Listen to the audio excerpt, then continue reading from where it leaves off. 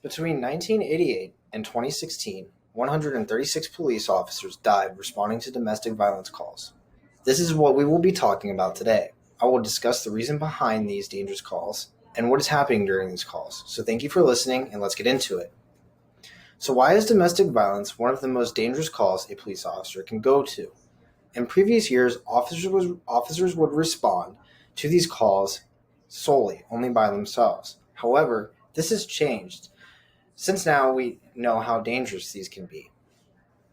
Oftentimes, officers will deal with offenders that have mental health issues. This will result in drastic changes of the scene and actions of the call.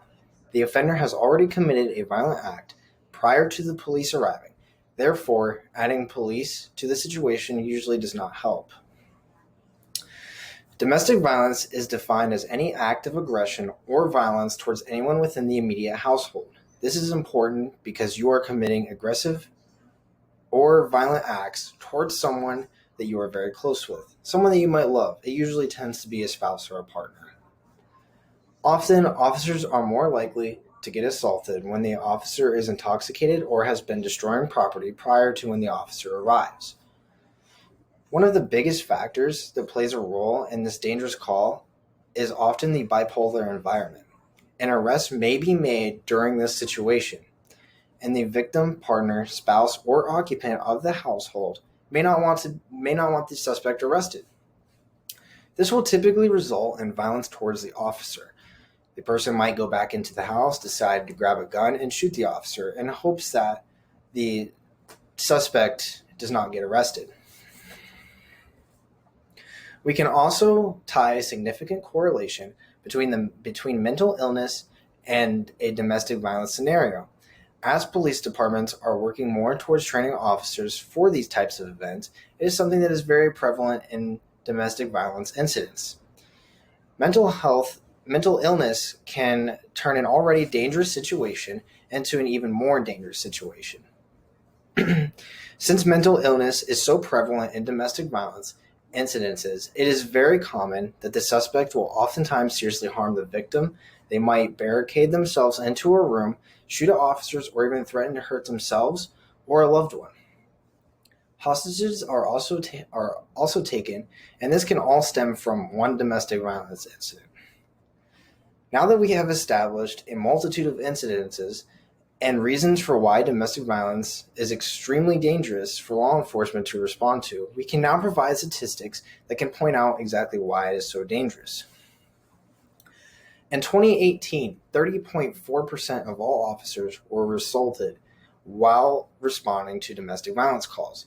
That 30.4% comes out of 56,034 officers that reported being assaulted in 2018. In 2019, 40 officers died as a result of an intentional felonious act. Out of those 48 officers, 3 officers were killed as a result of a domestic violence call. So, how are departments handling this call? What is being done to make sure that everyone is safe on a call like this? Most departments will have a special unit designated specifically for domestic violence. These units are highly trained in de-escalation as well as specifically handling domestic issues. Departments will also make sure that when they are assigned to a domestic violence call, that you are not the only officer responding. Typically, 2 or more officers will arrive on scene, and this gives extra eyes for a lookout if needed. Officers are also trained on mental illness, now more than ever. This has helped significantly since dealing with people that have mental health issues is something that has been more prevalent in today's world.